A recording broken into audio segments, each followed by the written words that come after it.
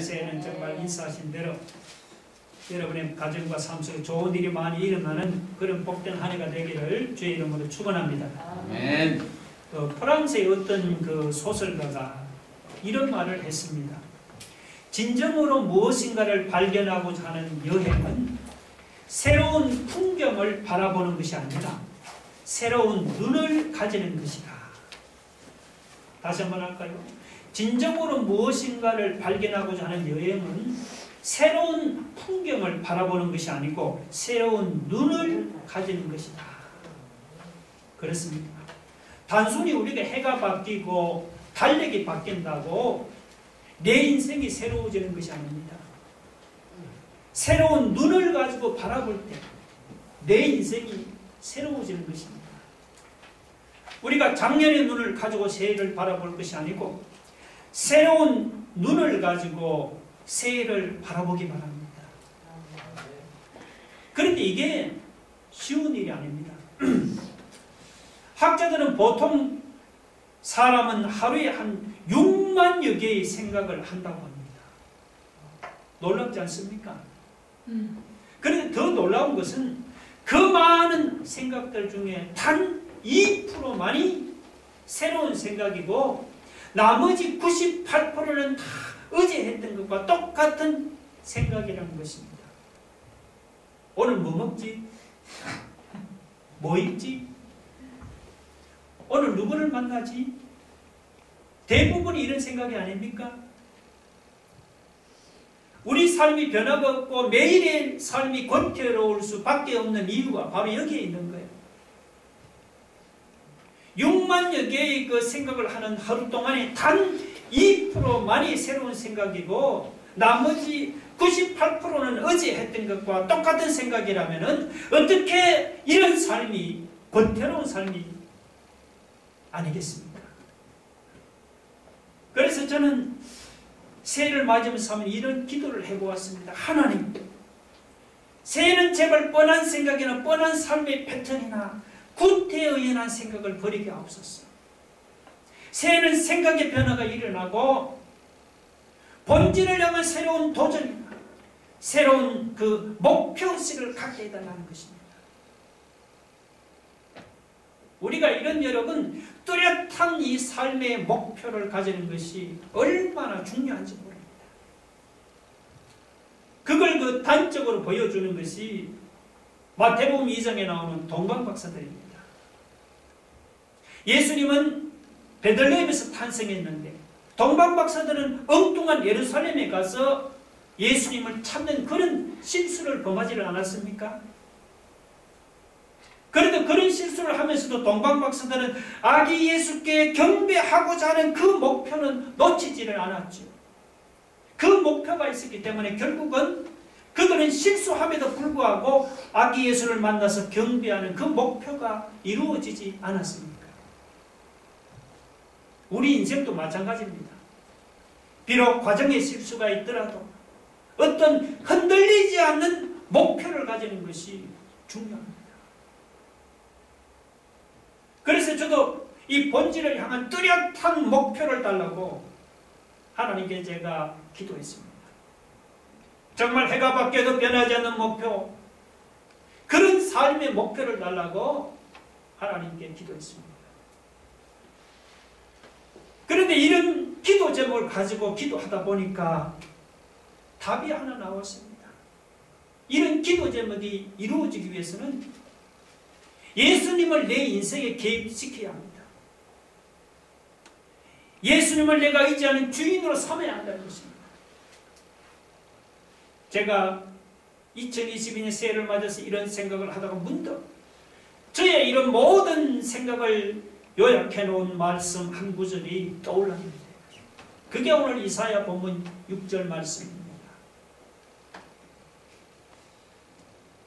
이는 한 아기가 우리에게 낳고 한 아들을 우리에게 주신 바 되었는데 그의 어깨에는 정사를 메었고 그의 이름은 기묘자라 모사라 전능하신 하나님이라 영존하시는 아버지라 평강의 왕이라 할 것이니라. 우리 삶이 권태롭지 않고 비록 우리의 과정에 실수가 있더라도 절대로 놓치지 않은 인생의 목표를 가지고 달려가게 만드는 힘, 그게 바로 이사야 9장 6절 안에 다 녹아 있습니다. 그래서 이 말씀을 한번 살펴보려고 합니다. 여러분 본문의 배경을 다 알고 있지 않습니까? 지금 아람과 북이스라엘의 연합군이 남쪽 유다를 침공하는 그런 상황입니다. 그런데도 남쪽 유다 백성들은 하나님을 의지하지를 않고 눈에 보이는 강대국 아수르를 의지하는 이런 악한 태도를 보였습니다.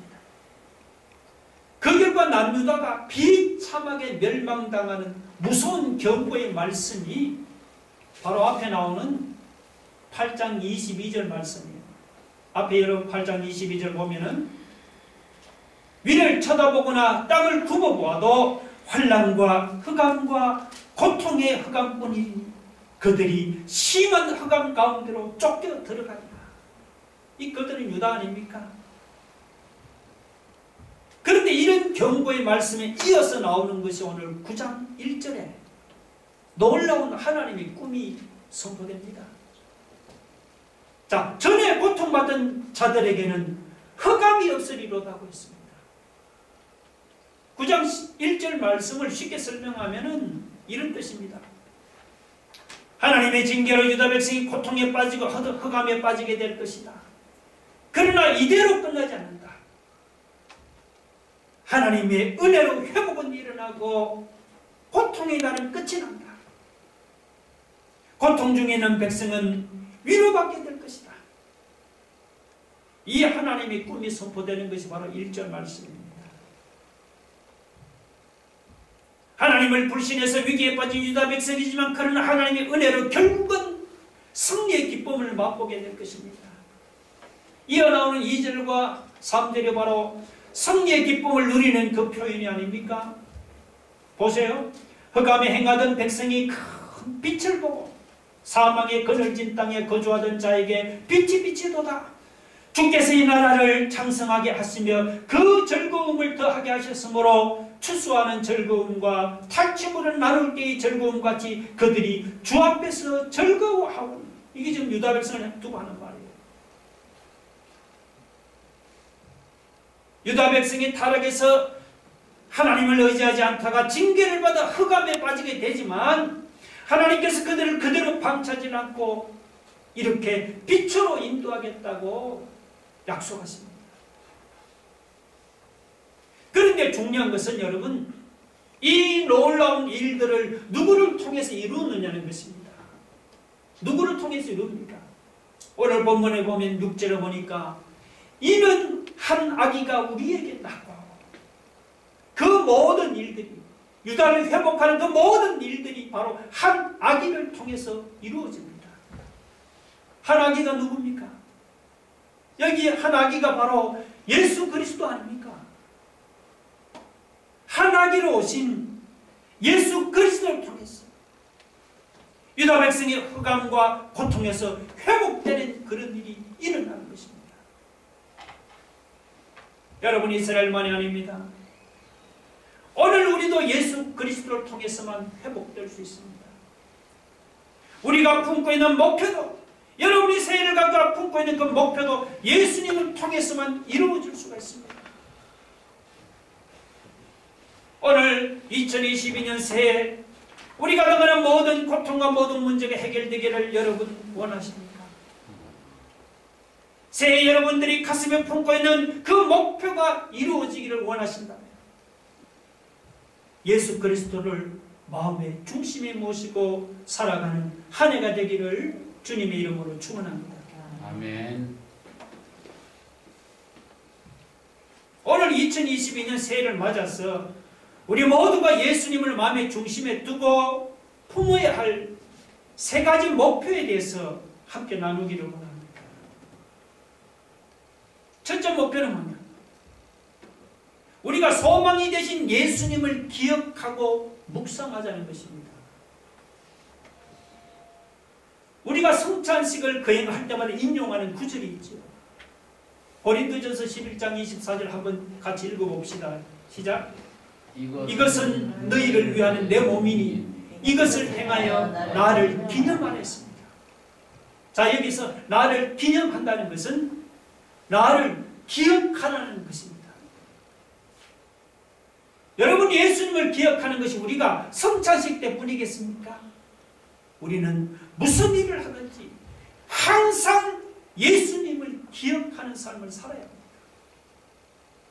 예수님이 행하신 그 십자가를 기억하고 기념하고 묵상하는 그런 삶을 살아야 합니다. 정말 금년 한 해는 우리 모두가 예수님을 깊이 한번 묵상하는 한 해가 되었으면 좋겠습니다. 물론 금년 한 해 동안 교회적으로는 혹은 개인적으로는 할 일이 많이 있을 것입니다. 교회적으로는 코로나로 무너진 예배와 신앙을 회복해야 하죠. 여러분 개인적으로도 가정이나 혹은 여러분 직장이나 사업을 위해서 할 일이 아마 많이 있을 것입니다. 그러나 여러분, 우리가 어떤 일들도 예수님을 묵상하고 예수님을 생각하는데 방해가 되면 중단해야 합니다. 올 한 해는 정말 온 성도들이 예수님을 집중해서 묵상하고 주님을 집중해서 마음에 기억하고 생각해야겠습니다. 제가 이번 성탄절에 누가복음 2장에 나오는 시몬이라는 사람을 말씀드리지는 않았습니다. 누가복음 2장 25절을 한번 같이 읽어봅시다. 다 같이 시작. 예루살렘에 시몬이라 하는 사람이 있으니 이 사람은 의롭고 경건하여 이스라엘의 위로를 기다리는 자라. 성령이 그 위에 계시더라. 자, 시몬을 가리켜 이스라엘의 위로를 기다리는 자라고 그렇게 언급을 했죠. 여기서 이스라엘의 위로라는 것은 바로 약속하셨던 메시아가 오시는 것이 아닙니까? 그래서 시몬은 그리스도를 보기 전에는 죽지 않을 것이라는 성령의 지시를 받았죠. 이 시몬이라는 사람의 강력한 특징은 무엇입니까? 시몬은 밤낮으로 예수님 오시기를 기다리고 묵상하던 사람이었습니다. 그래서 초라하고 별보리롭게 보이는 인물이 너무나 아름다운 것입니다. 그래서 저는 올 한 해 우리 모두가 히브리서 12장 2절 말씀을 한번 가슴에 지니고 살기를 바랍니다. 히브리서 12장 2절 한번 읽어봅시다. 같이. 믿음의 주요 또 온전하게 하시는 예수를 바라보자. 믿음의 주요 온전하게 하시는 이 예수를 바라보자. 정말 금년에 이런 한 해가 되기를 바랍니다. 올 한 해 여러분이 성령님이 주시는 풍성한 열매를 기대한다. 그런 열매와 그런 결과를 기대하신다. 금년 한 해 예수님을 집중해서 묵상하시기 바랍니다. 여러분, 우리가 예수님을 마음에 기억하고 묵상하며 살아간다고 세상에서 뒤처진다든지 혹은 초라하게 되는 게 아니에요. 이스라엘의 위로를 기다리고 메시아를 기다리는 그 시몬의 삶이 초라하지 않도록 하나님께서 그를 높여주시지는 않았습니까? 예수님을 기억하고 묵상하는 우리의 삶도 초라하지 않도록 하나님이 우리의 삶을 높여주실 것입니다. 우리가 예수님을 기억하고 묵상한다고 여러분, 예수님이 과거에 우리에게 주신 유익이나 축복만을 기억하고 묵상하는 것이 아닙니다.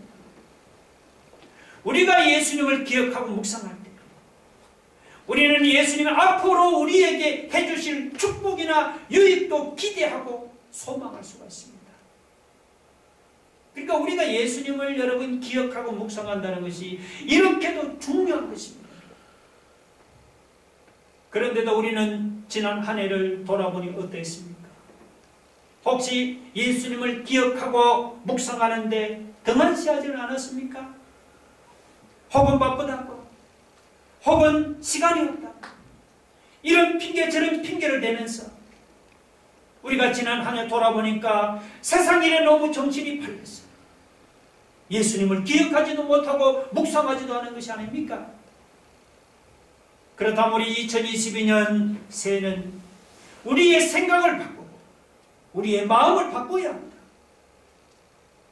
여러분, 우리가 금년 한 해 동안 막연하게 축복을 구한다고 금년 한 해 우리 삶이 축복을 받아 누리는 게 아닙니다. 우리가 과거에 주님께서 우리에게 주신 유익이나 그 축복을 기억하고, 그리고 묵상할 때 주님이 앞으로도 우리에게 주실 축복이나 유익을 소망으로 우리가 기대할 수가 있는 것입니다. 이렇게 예수님을 기억하고 묵상하는 것이 우리에게 이런 유익과 축복을 준다면, 앞으로 우리에게 해주실 예수님의 일들을 기대하는 삶이야말로 여러분 얼마나 소망이 넘치는 삶이 되겠습니까? 여러분, 새 여러분 앞에 주님이 주시는 축복이 펼쳐지기를 여러분 소망합니까? 아멘. 그렇다면 우리 모두가 기대감을 가지고 금년 한 해 동안 예수님을 깊이 생각하고 묵상하는 그런 한 해가 되기를 주의 이름으로 축원합니다. 아멘. 새 우리가 가질 두 번째 목표는 뭐냐? 예수님의 영향력 아래 놓이자는 것입니다.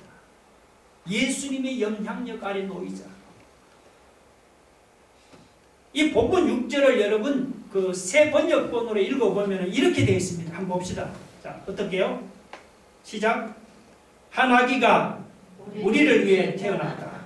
우리가 한 아들을 모셨다. 그는 우리의 통치자가 될 것이다. 그는 우리의 통치자가 될 것이다. 그렇게 말씀했습니다. 그러니까 우리가 예수님을 기억하고 묵상한다는 것이 그냥 벽에다가 예수님의 큰 사진을 걸어놓는 것입니까? 벽에 걸어놓은 그 여러분 그 사진, 예수님 그거는 서양 남자 사진이지. 예수님이 아니에요. 예수님은 그렇게 잘생긴 분이 아니라고 성경이 말씀하고 있습니다. 우리가 그 잘생긴 서양 남자 사진을 벽에 그려놓고 그냥 불철주야 그것을 뚫어지게 쳐다본다고, 그것이 예수님을 기억하고 묵상하는 것이 아니다 말이죠. 진정 예수님을 기억하고 묵상한다는 것은 무엇입니까? 예수님이 내 삶의 통치자로 오신 분이라는 것을 인정하는 것입니다. 여러분이 삶의 통치자로 오셨다. 진정 예수님이 여러분을 다스리는 분이요. 그래서 여러분이 예수님의 영향력 아래 놓여있는 상태, 이것이 뭐죠? 이게 바로 예수님을 기억하고 묵상하는 것입니다.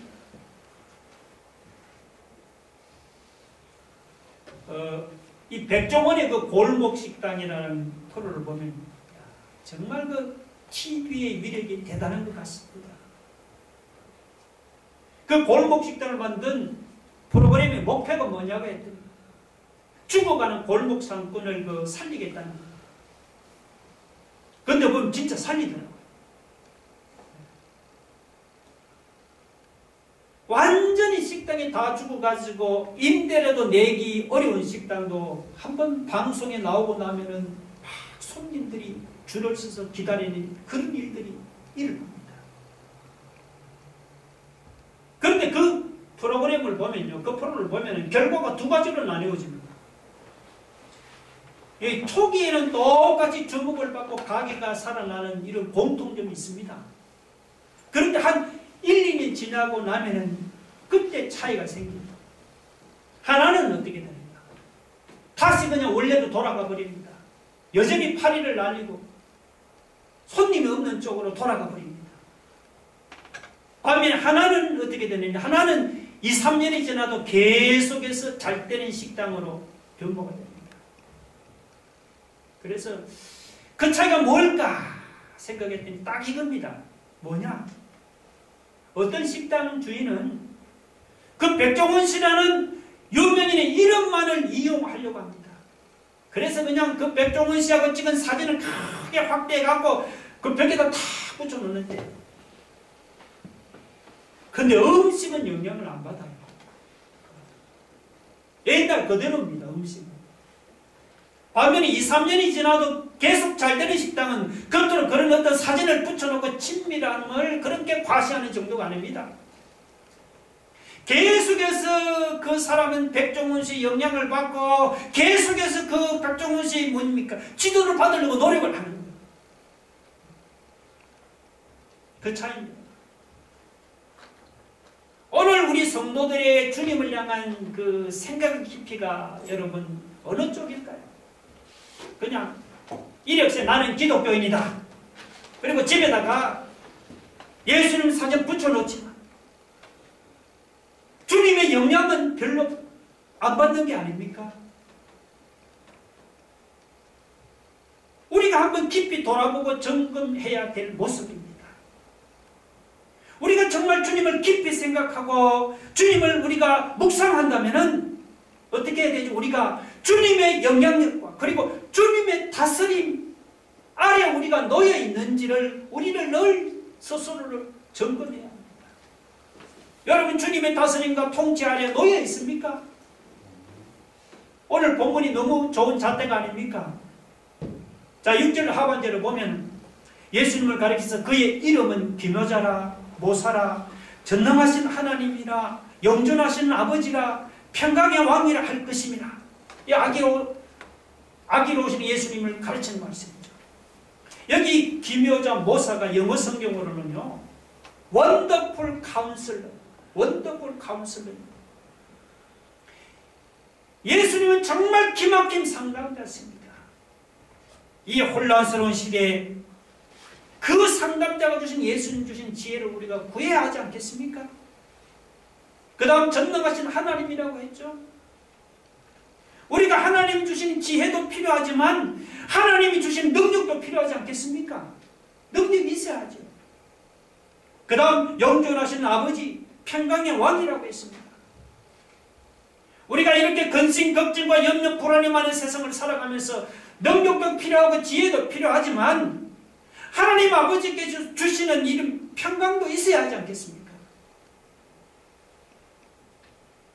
그렇다고 우리 앞에 이런 축복이 그냥 떨어지는 게 아닙니다. 우리가 이런 축복을 받아 누리려면 우리가 예수님의 영향력 아래에 있어야 합니다. 우리가 예수님의 영향력 아래서 예수님의 다스림과 통치를 받아야만 그래야만 예수님이 주시는 이런 놀라운 축복을 우리가 받아 누릴 수가 있는 것입니다. 여러분 금년 한 해 우리가 예수님 주신 이런 축복을 받아 누리기를 원하십니까? 네. 그러면 백종원 사진 찍어 놓은 것을 벽에 붙여놓는 그런 식당 주인 같은 사람이 아니죠. 실제로 그 백종원 씨의 지도를 받으려고 예수님 그 식당 주인처럼 우리도 예수 그리스도 영향력 아래서 예수님의 통치를 받고 예수님의 다스림을 받으려고 예수가 힘쓰는 그런 한 해로 살아갈 수 있기를 바랍니다. 아멘.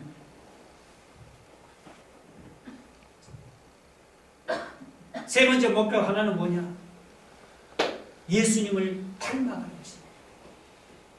첫째는 예수님을 기억하고 묵상하고 그리고 예수님의 영향력 아래서 예수님을 닮아가는 거예요. 부부가 서로 사랑하면서 오래 같이 살다 보면은 어떻게 해요? 자기도 모르게 서로 닮아가잖아요. 행동도 닮아가고 성격도 닮아가죠. 우리가 진짜 매일매일 삶 속에서 우리가 예수님을 묵상하고 그리고 예수님의 영향력 아래 놓여 있다면 우리의 모습도 어떨까요? 반드시 예수님을 닮아가게 되어 있습니다. 역대상 4장에 그 야베스라는 인물이 나옵니다. 이 야베스는 고통의 문제, 결핍의 문제로 인생의 출발이 매우 어려웠습니다. 그런데도 야베스는 그 자기의 인생의 어려운 문제를 방치하지를 않고 아주 적극적으로 해결하려고 노력한 사람이죠. 더 중요한 것은 그 과정에서 야베스는 자기 노력이 아니고 하나님이 주시는 은혜로 문제를 극복했다는 것입니다. 역대상 그 4장 9절이 세 번역본에는 이렇게 기록되어 있습니다. 어떻게 해요? 자, 한번 읽어봅시다. 야베스는 그의 가족들 중에서 가장 존경을 받았는데 그의 어머니는 고통을 겪으면서 낳은 아들이라고 하여 그의 이름을 야베스라고 불렀다. 그러니까 자, 이걸 보면은 야베스가 가족들 중에서 존경을 받았다는 거다. 그가 고통을 겪으면서 낳은 아들이라는 것이 얼핏 보면 이게 참 그 조화가 잘 안 되는 것 같지요. 성경이 야베스라는 인물을 묘사하면서 왜 이 조화가 안 되는 이 둘을 같이 기록을 했을까요? 우리가 어떤 결핍의 문제를 가지고 우리가 고통의 문제를 가지고 기도할 때 그 문제만 해결되는 것이 기도 응답이 아닙니다. 그 문제도 응답이 되지만 그러나 야베스는 자신의 어떤 이런 결핍의 문제를 가지고 기도할 때 그는 그 기도를 통해서 그 문제도 해결되었지만 자기 자신이 뭐냐면 하나님을 닮은 인격으로 변화되었습니다. 그래서 그가 가족들 중에서 존경받는 인물이 되었습니다.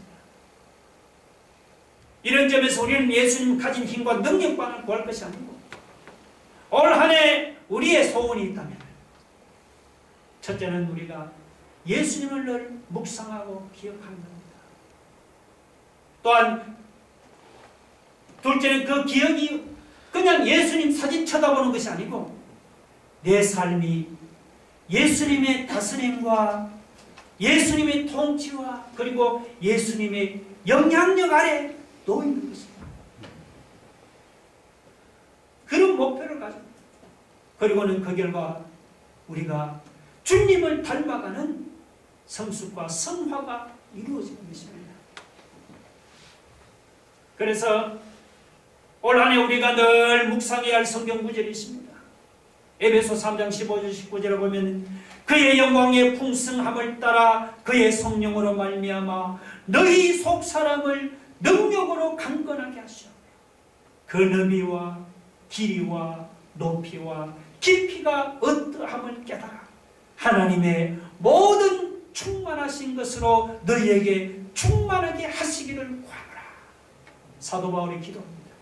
올 한 해 정말 바울의 기도처럼 개인적으로나 교회적으로나 우리 모두가 예수님을 닮아가는 이런 영적인 깊이와 영적인 성숙함이 이루어지는 한 해가 되기를 바랍니다. 아멘. 여러분, 사람들이 눈에 보이는 유형자선은 지키는데 참 애를 많이 쓰죠. 내가 몇 층짜리 건물을 가지고 있어. 내가 몇 평짜리 아파트를 가지고 있어. 내가 땅을 좀 가지고 있어. 그러면서 그거 지키려고 얼마나 애를 씁니까? 그런데 사람이 이렇게 눈에 보이는 자산은 굉장히 소중하게 다루는데 반면에 눈에 안 보이는 무형 자산은 별로 소중하게 생각하지 않습니다. 자, 그럼 우리가 지켜야 할 이 눈에 안 보이는 무형의 자산이 뭡니까? 우리가 전에는 죄의 종이여 마귀의 자식이었다가 이제는 예수를 믿고 구원받아 우리가 하나님의 자녀가 된 것이 이것이 무형 자산이 아닙니까? 죄로 인해서 주에게 떨어질 비참한 인생이 영원한 하늘나라에 들어가게 된 것이 무엇보다도 가장 큰 무형 자산이 아닙니까? 여러분, 우리가 이런 소중한 무형 자산을 빼앗기지 않고 이것을 지키기 위해서는 금년 한 해 동안 여러분 예수님을 깊이 기억하고 묵상하기 바랍니다. 우리 모두가 예수님의 영향력 아래서 예수님의 다스림을 받는 한 해가 되기를 바랍니다. 예수님을 닮아가려고 예를 쓰고 노력하는 그런 한 해가 되기를 바랍니다.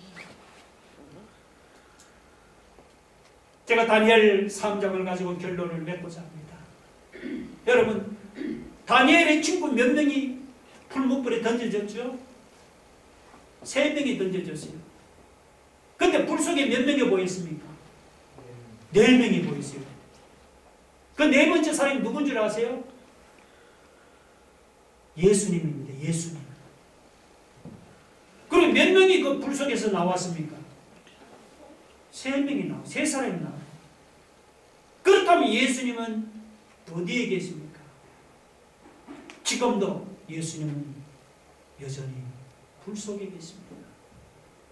예수님이 불 속에 계시기 때문에 우리는 어떤 불을 통과하든지 예수님이 우리를 지켜주십니다. 여러분 믿습니까? 아멘. 그러면 다시 한번 말씀드립니다.